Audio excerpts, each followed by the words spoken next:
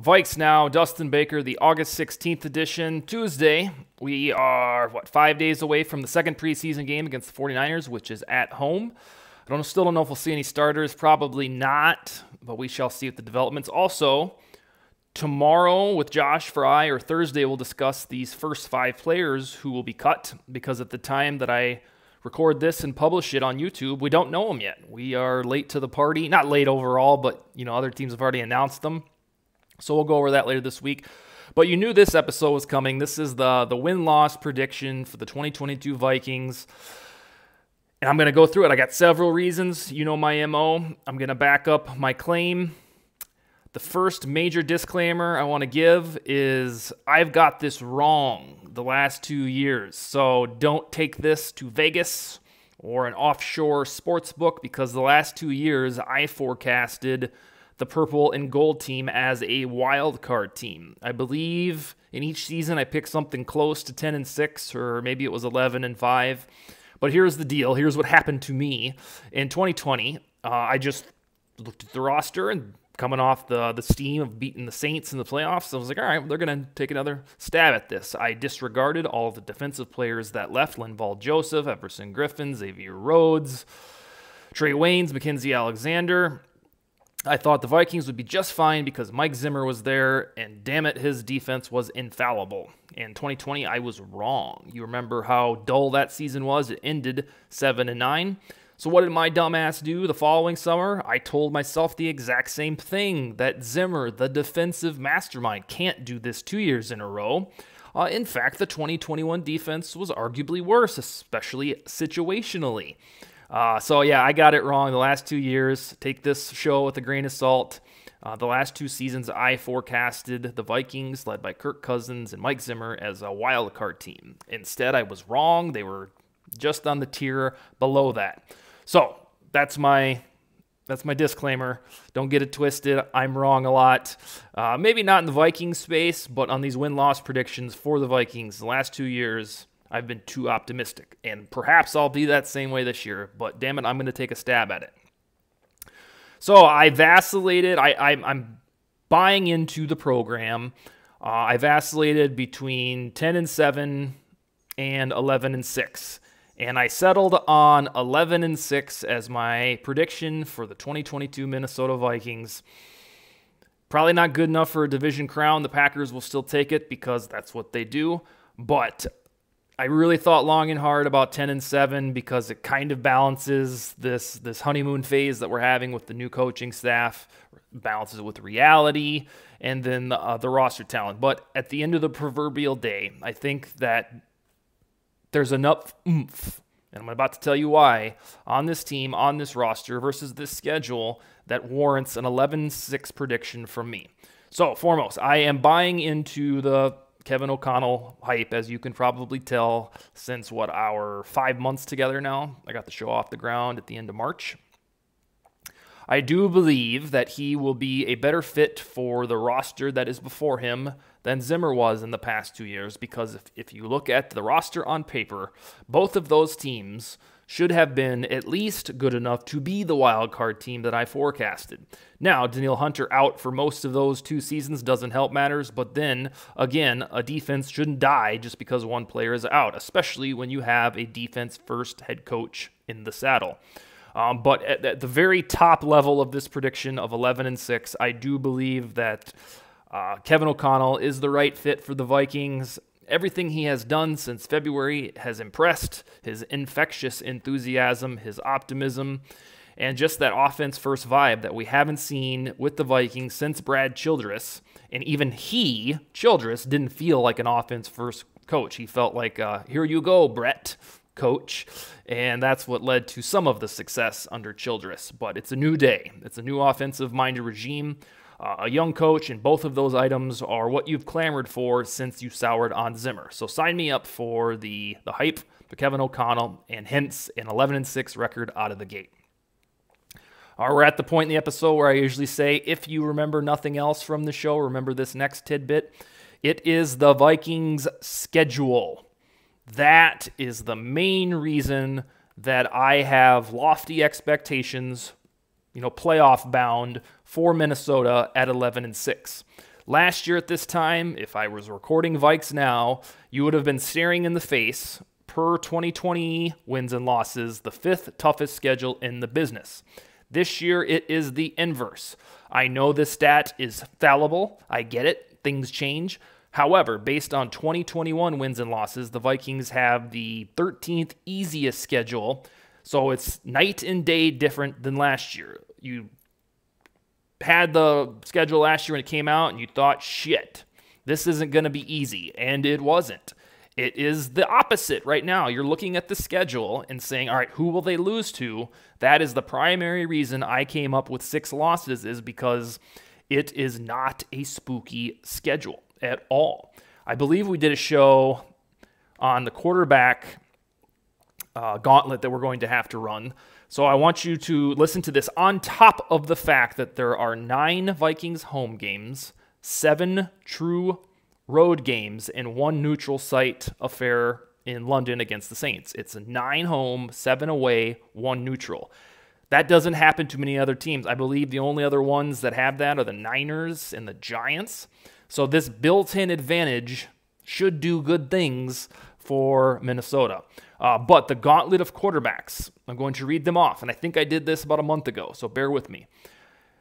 You're going to see Aaron Rodgers twice, which in a vacuum is like, shit, we got to play him again. However, the Vikings know him intimately, and truth be told, although he is marvelous individually against the Vikings, with Zimmer in charge and with Cousins, they really don't have that big of a hard time with the Packers. I know the Packers are going to win 13 games. That's what they do. But the Vikings and Packers, because they play in the same division, the Packers shouldn't be considered like this, oh my goodness, how are they going to beat them? Kind of how you'll feel going into the Bills game. So the only 2 elite quarterbacks on the menu are Aaron Rodgers twice and Josh Allen at Buffalo in a November game that the Vikings will lose. I don't care if they're 8-0 or whatever it is going into it, they're going to lose that game. Mark it down. So it's Aaron Rodgers twice, Josh Allen, and then this chunk of good quarterbacks: Dak Prescott, Kyler Murray, Matt Ryan. Not too scary, right? Yeah, you don't walk into that game going, yeah, we're going to dominate Kyler Murray. However, it doesn't have Rodgers and Allen-itis when you're like, oh, God, going to play that guy who's going to lead a fourth quarter comeback. Doesn't quite have that vibe. Then Mac Jones, Jalen Hurts, Carson Wentz, Jared Goff twice, Jameis Winston, Justin Fields twice, Tua Tagovailoa, Zach Wilson or his backup, and Daniel Jones. This is not a tricky quarterback schedule unless Jones, Hurts, Fields, Tua, Zach Wilson, Dan Jones all magically take the second and third year leap, and they're just, difficult as hell. But on paper, the quarterback hodgepodge isn't too difficult. So for that reason, I'm going 11-6. With the real scary game against Allen, and I'm sure they'll find a way to make the Cowboys, Colts, and Cardinals tricky contests. I think at worst, we've already seen the team with this roster, because they didn't change it too much heading into this season, that they are an 8-9 or 7-10 team. I think that is the bottom floor because we've already seen it. We already saw what we considered poor coaching to do with a team that has Justin Jefferson, Dalvin Cook, Adam Thielen, Danielle Hunter, Harrison Smith, Eric Kendricks, Patrick Peterson, Kirk Cousins. That group of dudes should be good enough to hit a winning record. It hasn't the past 2 years, so that leads me to believe that a new guy, assuming he knows what he's doing, is going to make it better. And 11-6 is better than 8-9. Moreover, I don't think that the defense will collapse as much at the end of the second quarter and at the end of the fourth quarter, because that verifiably happened in the last 2 years to the tune of historic badness, where the game's on the line, or at least the heading into the halftime, shit just goes south, and it's not good. It was automatic that the Vikings were going to surrender points in the final 2 minutes of halves, and they did so more so than any other team in the last 20 years, back-to-back seasons of this garbage. I tweeted a couple times that if you had a magic eraser in this mythical land, and you got rid of the points allowed at the end of the halves in the final 2 minutes, the Vikings would be 13-4 last year.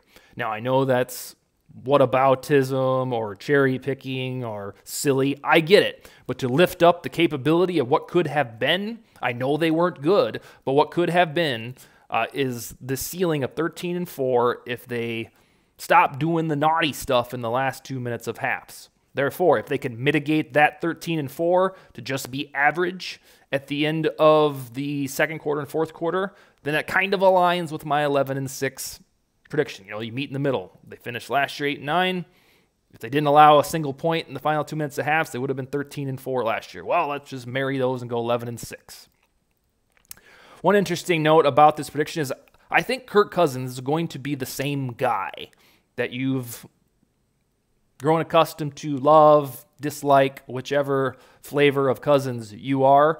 I think we keep saying, oh, he's going to be unlocked by his old coworker from the Washington days, and sky is going to be the limit. Yeah, I totally can see that happening, but with virtually no garbage time last year, Cousins threw 33 touchdowns to 7 interceptions. It doesn't need to be that much better than that. It can be that again, plus this defense that doesn't totally crumble with the game on the line. So while I think to your visual aesthetic pleasing to your eyeballs, it'll be a smoother Cousins, I don't know that he's going to have 44 touchdowns and 4 interceptions or something MVP-like that.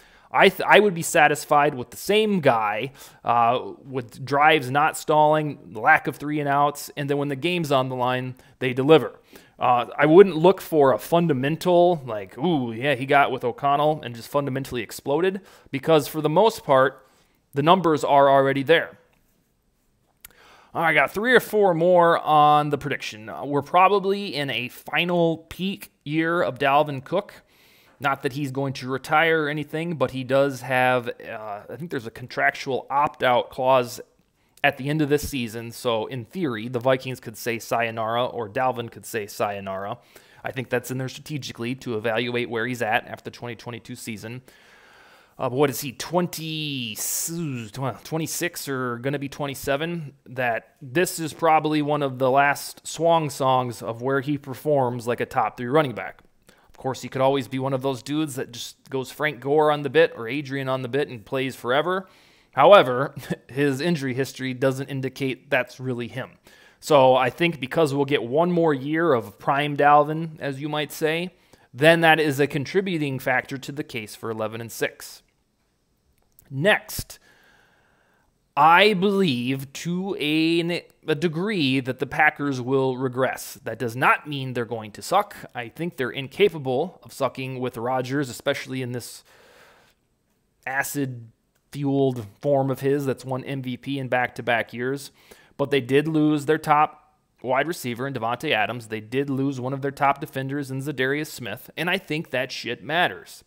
So when you say a regression for the Packers, you know, you get giddy and be like, yeah, this is finally it. They're not going to be run by a Hall of Fame quarterback after 30 years. No, not quite. But I'm thinking that they finish bedfellows with the Vikings around that 11-6, or in their case, probably 12-5. They'll find a way to do it.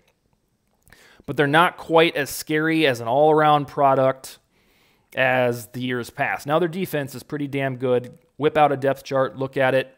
You're going to figure out the Packers defense should be one of the best that you've seen in your lifetime. However, it will be the Aaron Rodgers show, utilizing all of these no-names, Sammy Watkins, Alan Lazard, Christian Watson, Romeo Dobbs, or whatever he's calling himself.